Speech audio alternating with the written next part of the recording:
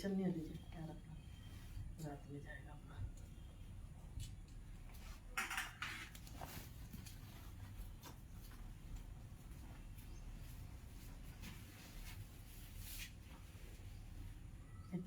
पीने वाला पानी रखना है, इसी से में रखा जाता है तो वो चढ़ते जाता है। रख लीजिए, रखते हैं। फिल्टर का पानी नहीं। ठीक है, लाइट चालू हो गया, बोल सकती हैं। आज करवा चौथ है और हम लोग जा रहे हैं कथा पढ़ने। सभी लोग कथा सुनिए। आज मेरी तबीयत भी नहीं ठीक है।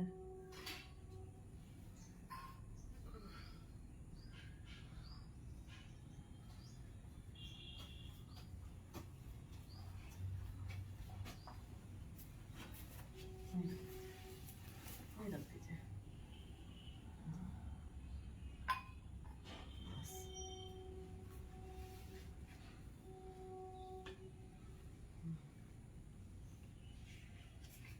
श्री गणेशाय नमः। आज गणेश जी की पूजा होती है। करवा चौथ का व्रत का जो कथा है हम कहने जा रहे हैं, आप सभी लोग ध्यान से सुने। कार्तिक मास के कृष्ण पक्ष की चतुर्थी को करक चतुर्थी अर्थात करवा चौथ कहते हैं। सुहागवती स्त्रियों के लिए यह बहुत ही श्रेष्ठ व्रत है। स्त्रियां इस व्रत को पति के दीर्घजीवी होने के लिए करती हैं। इस दिन सुहागिन स्त्रियां चावल पीसकर दीवार पर करवा चौथ बनाती हैं, जिसे वर कहते हैं। इस करवा चौथ में पति के अनेकों रूप बनाए जाते हैं तथा सुहाग की वस्तुएं जैसे चूड़ी, बिंदी, बिछुआ, मेहंदी, महावर आदि के साथ दूध देने वाली गाय, करुआ बेचने वाली कुम्हारी, महावर लगाने वाली नाइन, चूड़ी पहनाने वाली मनिहारिन, 7 भाई और उनकी इकलौती बहन, सूर्य, चंद्रमा, गौरा और पार्वती आदि देवी देवताओं के चित्र बनाए जाते हैं। सुहागिन स्त्रियों को इस दिन निर्जल व्रत रखना चाहिए। रात्रि को जब चंद्रमा निकल आए तब उसे अर्घ्य देकर तथा अपने बड़ों के पैर छूकर अपने पति की पूजा कर भोजन करना चाहिए। पीली मिट्टी की शिव गौरा बनाकर उनकी पूजा करनी चाहिए।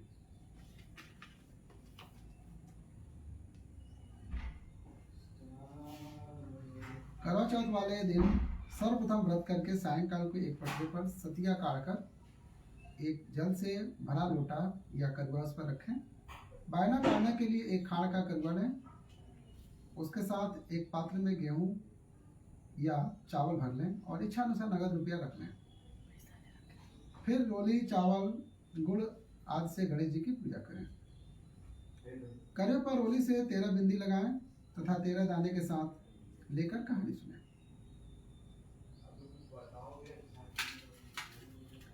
रात्रि को चंद्रमा निकलने के पश्चात इसी करवे से चंद्रमा को अर्घ्य देवें।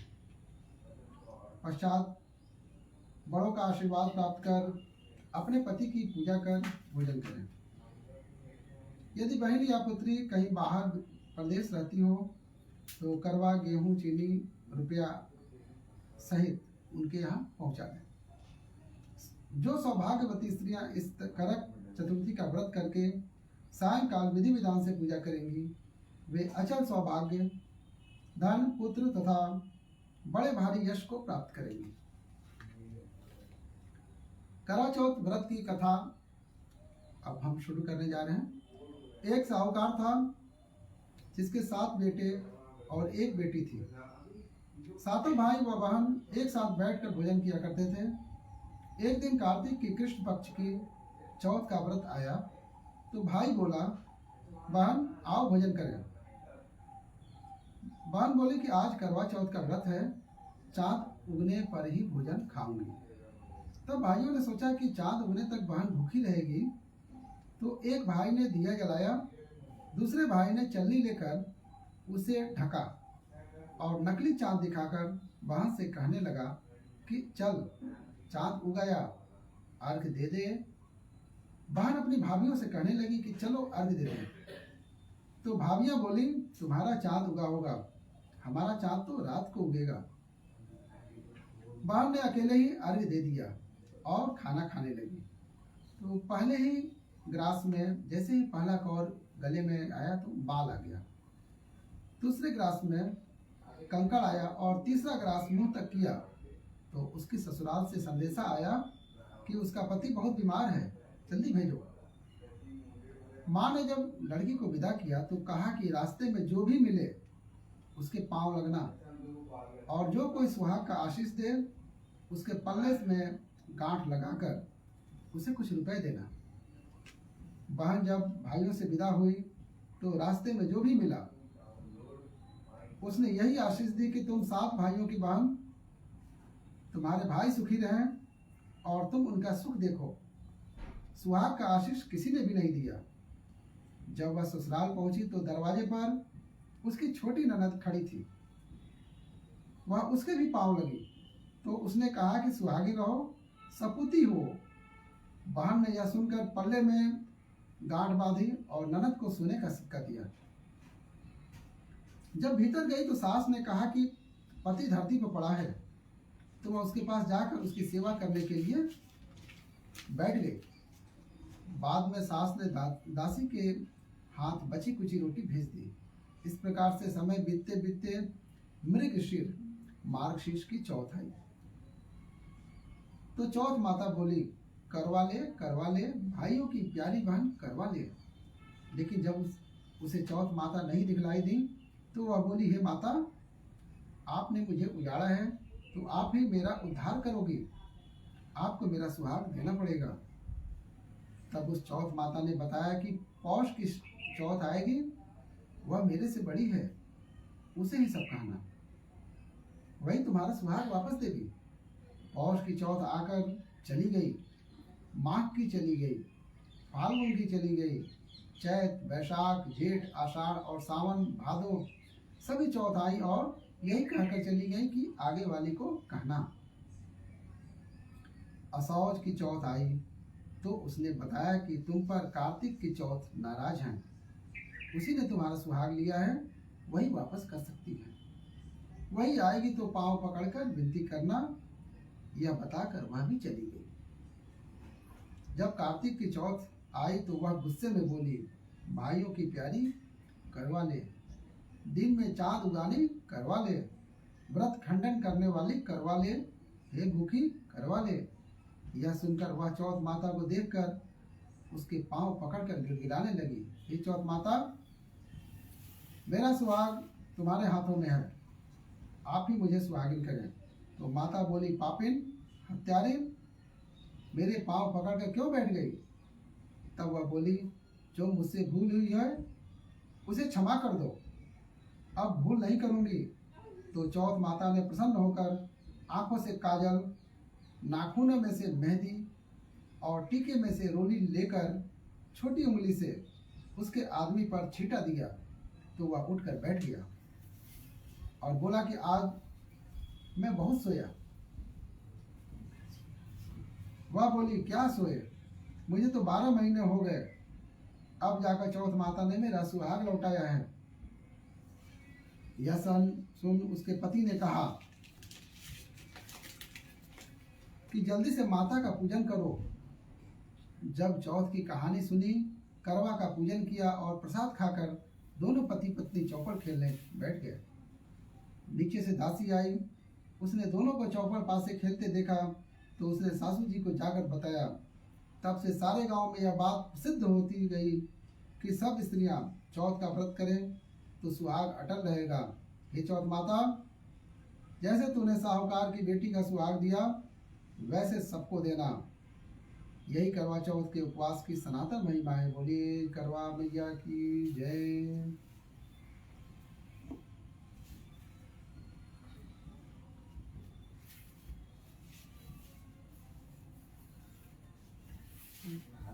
करवा चौथ व्रत की दूसरी कथा अति प्राचीन काल की बात है। एक समय पांडुपुत्र अर्जुन तप करने के लिए नीलगिरी पर्वत पर गए तो पीछे से द्रौपदी को बड़ी चिंता होने लगी। कि कहीं अर्जुन की तपस्या में कोई विघ्न न डाले। लेकिन पांडवों के अनेक पुत्र थे। इस प्रकार द्रौपदी ने शोक विवल हो श्री कृष्ण की आराधना की। श्री कृष्ण उपस्थित हुए और कहा, क्या कष्ट है तुम्हें, पूछो। द्रौपदी बोली, हे प्रभु, मुझे क्या कष्ट है यह तो आप स्वयं जानते हैं। आप तो अंतर्यामी हो। मुझे कष्टों के बोझ ने विह्वल कर दिया है। क्या कोई ऐसा उपाय है जिससे इन कष्टों से छुटकारा मिल सके? श्री कृष्ण मुस्कुराकर बोले, हे महाभागा, तुम्हारा प्रश्न अति उत्तम है। यही प्रश्न एक बार पार्वती जी ने शिव जी से किया था। तब शिव जी ने पार्वती जी को करवा चौथ व्रत का विधान बताया था। तब द्रौपदी बोली, प्रभु, करवा चौथ व्रत की जानकारी मुझे भी दीजिए और उसकी कथा कहिए। तब श्री कृष्ण ने एक पल सोचने के बाद कहा, दुख सुख जो सांसारिक माना जाता है, प्राणी उसमें सदा ही लिप्त रहता है। मैं तुम्हें अति उत्तम करवा चौथ की कथा सुनाता हूँ। इसे ध्यान से सुनो। प्राचीन काल में गुणी विद्वान धर्मपरायण वेद शर्मा नाम का एक ब्राह्मण रहता था। उसकी पत्नी का नाम लीलावती था। उसके 7 महारथी पुत्र तथा एक वीरवती नाम की पुत्री थी। उसकी आंखें नील कमल के समान और मुख चंद्रमा के समान था। विवाह योग्य होने के बाद वेद शर्मा ने एक ब्राह्मण विद्वान के साथ उसका विवाह कर दिया। एक बार पुत्री ने अपनी भौजाइयों सहित कार्तिक कृष्ण चतुर्थी का व्रत किया। सायंकाल स्नान कर सभी ने भाव भक्ति से पूरी सामग्री से गौरा जी का पूजन किया तथा अर्घ्य देने के लिए चंद्रोदय की प्रतीक्षा करने लगी। किंतु चंद्रोदय से पूर्व ही वीरवती को क्षुधा ने बाध्य कर दिया और वह बेहोश हो गई। इससे उसके स्नेही भाई अत्यंत दुखी हुए और उन्होंने छल से पीपल की आड़ में कृत्रिम चंद्रमा बनाकर दिखा दिया। लड़की ने अर्घ्य दे भोजन कर लिया। भोजन करते ही उसके पति की हृदय गति बंद हो गई। इससे दुखी हो उसने पुनः शिव जी का पूजन 1 वर्ष तक निराहार रहकर किया तथा वर्ष के समाप्त होने पर करक चतुर्थी का व्रत किया। तब इंद्राणी वहां देव कन्याओं के साथ करक चतुर्थी का व्रत करने आई और स्वयं वीरवती के पास गई। तब ब्राह्मण पुत्री ने उनसे अपने दुख का कारण पूछा। इंद्राणी ने बताया, तुम्हें करवा चौथ व्रत में चौथ दर्शन से पूर्व भोजन कर लेने से यह कष्ट मिला है।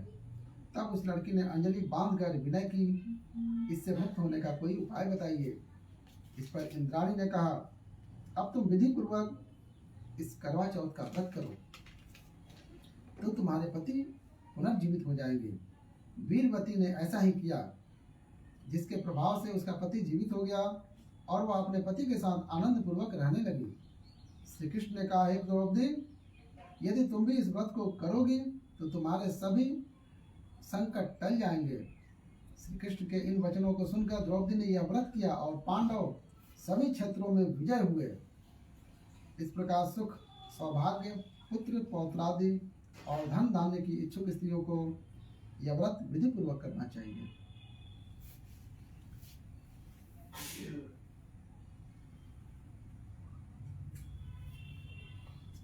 करवा चौथ व्रत कथा। अगली कथा हम करने जा रहे हैं।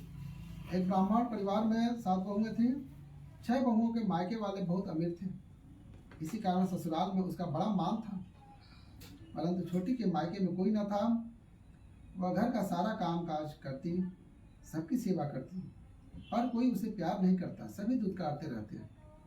30 त्योहारों पर भी उसके मायके से कोई न आता तो वह बहुत दुखी होती थी। हर वर्ष की तरह इस वर्ष भी करवा चौथ का व्रत आया।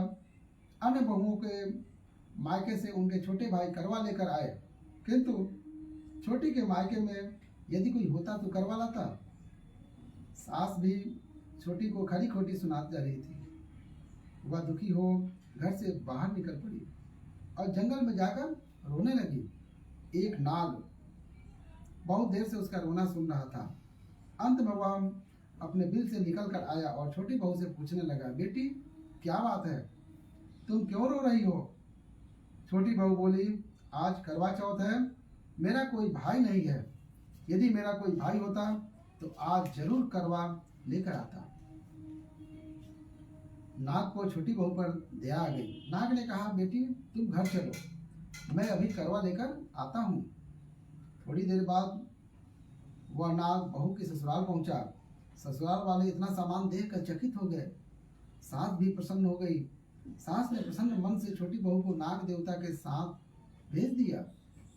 नाग देवता ने छोटी बहू को अपना सारा महल दिखाया और कहा, जितने दिन चाहो आराम से रहो, मन चाहा खाओ, मन चाहा पहनो, पर एक बात याद रखना, सामने रखी हुई नाद को कभी मत खोलना। वहां एक नाद रखा हुआ था।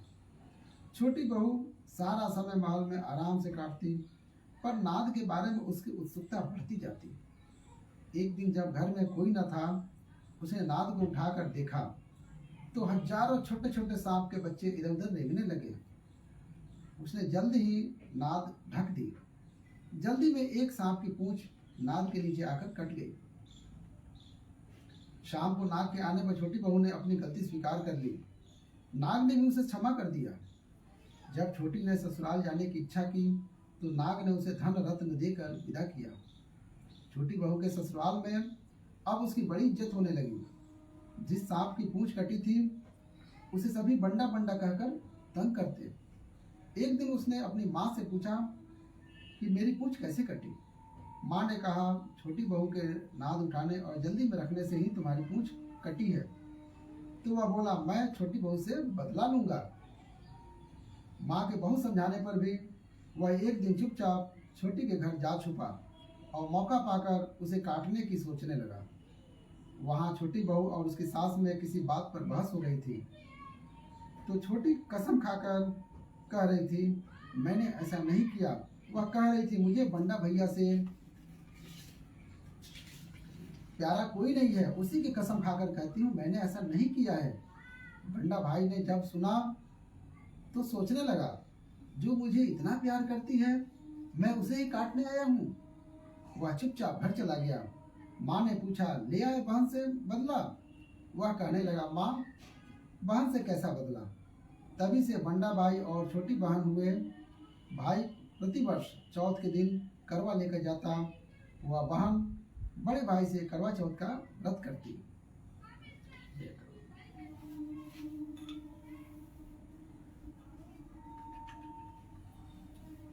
करवा चौथ की अगली कथा। प्राचीन काल में करवा नाम की एक पतिव्रता स्त्री अपने पति के साथ नदी किनारे एक गांव में रहती थी। कार्तिक मास के कृष्ण पक्ष की चतुर्थी चौथ के दिन उसका पति नदी में स्नान करने के लिए गया। स्नान करते समय एक मगरमच्छ ने उसका पैर पकड़ लिया। वह करवा करवा नाम जोर जोर से अपनी पत्नी को पुकारने लगा। उसकी आवाज सुनकर उसकी पत्नी दौड़ कर आई। उसने मगर को कच्चे धागे से बांध दिया। मगर को बांधकर वह यमराज के यहाँ पहुंची और यमराज से बोली, भगवान, मगरमच्छ ने मेरे पति का पैर पकड़ लिया है, अतः पैर पकड़ने के अपराध में आप अपने बल से उस मगरमच्छ को नरक में ले जाओ। यमराज ने कहा, अभी मगरमच्छ की आयु शेष है, अतः मैं उसे नहीं मार सकता। इस पर करवा ने कहा, यदि आप ऐसा नहीं करोगे तो मैं आपको श्राप देकर नष्ट कर दूंगी। यह सुनकर यमराज डर गए और उस पतिव्रता स्त्री करवा के साथ जाकर मगरमच्छ को उन्होंने यमपुरी भेज दिया और करवा के पति को दीर्घायु आयु प्रदान की। उसी दिन से यह करवा चौथ मनाई जाती है और सुहागिन स्त्रियों के द्वारा व्रत रखा जाता है। हे करवा माता, जैसे तुमने अपने पति की रक्षा की वैसे सबके पतियों की रक्षा करना। बोली करवा माई की जय। आखिरी हम एक गणेश जी विनायक जी की कहानी है। एक अंधी बुढ़िया थी, उसकी एक बेटा और बेटा की बहू थे। बुढ़िया बहुत गरीब थी, वह हमेशा गणेश जी की पूजा किया करती थी। एक दिन प्रसन्न होकर गणेश जी बुढ़िया से बोले, बुढ़िया माँ, तू जो चाहे सो वर मांग ले। बुढ़िया बोली, मुझसे तो वर मांगना नहीं आता, कैसे और क्या वर मांगू? तब गणेश जी बोले, तू अपने मन में विचार करके कल आकर मांग लीजो। तब बुढ़िया खुशी खुशी अपने घर आई और बेटा से कहने लगी, आज गणेश जी मुझसे कह रहे थे तू जो चाहे सो वर मांग ले, सो बता मैं क्या मांगू? बेटा ने कहा धन मांग ले। फिर बहू से पूछा, बहू ने कहा नाती मांग लो। तब बुढ़िया ने सोचा कि ये दोनों तो अपने मतलब की चीज मांग रहे हैं। तब बुढ़िया ने पड़ोसियों से पूछा, तो पड़ोसियों ने बुढ़िया से कहा, तू तो थोड़े दिन जीवेगी, क्यों धन मांगे और क्यों नाती मांगे? तू तो अपने दीदा गोड़ा मांग ले, जिससे तेरी जिंदगी आराम से कट जाए। बुढ़िया ने पड़ोसन की बात न मानी और घर में आकर सोचने लगी कि जिसमें बेटा बहू राजी हो वह भी मांग लूं और अपने मतलब की चीज भी मांग लूं। जब वह दूसरे दिन गणेश जी की पूजा करने लगी तो गणेश जी आए और बोले, बुढ़िया मांग, बोल क्या मांगे, जो चाहे सो मांग ले। झट बुढ़िया बोली, यदि आप प्रसन्न हैं तो मुझे 9 करोड़ की माया दें, निरोगी काया दें, दीदा घोड़ा दें, नाती पोता दें, जमावी देवता दें, भाई भतीजे दें और सब परिवार को खूब सुख दें, अंत में मोक्ष दें। तब गणेश जी बोले, बुढ़िया माँ, तूने तो हमें बहुत ठग लिया। खैर, जो तूने मांगा है वह सब तुझे मिलेगा। यह कहकर गणेश जी अंतर ध्यान हो गए और बुढ़िया माँ को मांगे अनुसार सब कुछ मिल गया। हे गणेश जी महाराज, जैसे तुमने उस बुढ़िया को सब कुछ दिया वैसे हम सबको देना। बोलिए गणेश भगवान की जय। अब हम गणेश जी की आरती करेंगे। दे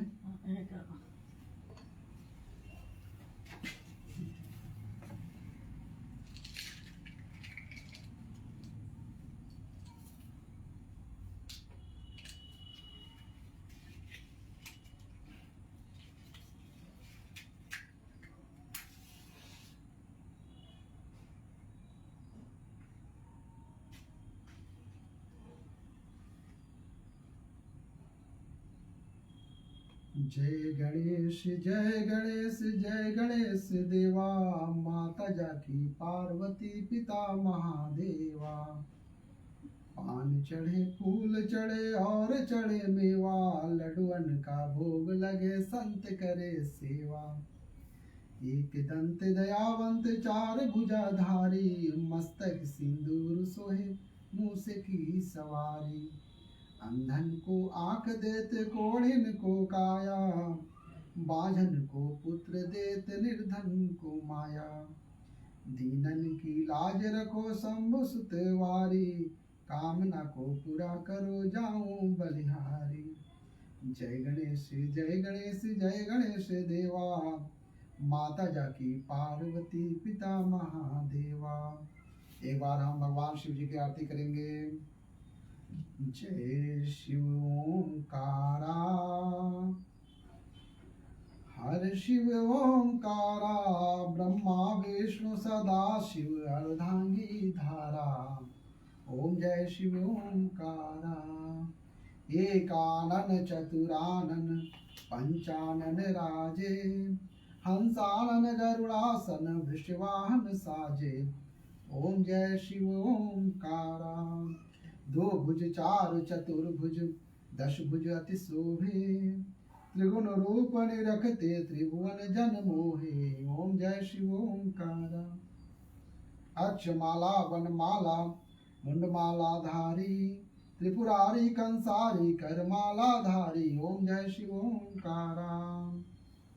श्वेतांबर बाघंबर पीतांबर अंगे, ब्रह्मादिक सनकादिक भूतादिक संगे। ओम जय शिव ओंकारा। कर के मध्य कमंडल चक्र त्रिशूलधारी, सुखहारी दुखहारी जगपालन हारी। ओम जय शिव ओंकारा। ब्रह्मा विष्णु सदा शिव जानत विवेका, प्रणवाक्षर में शोभित ये तीनों एका। ओम जय शिव ओंकारा। त्रिगुण शिव जी की आरती जो कोई नर गावे, कहत शिवानंद स्वामी मन वांछित फल पावे। ओम जय शिव ओंकारा।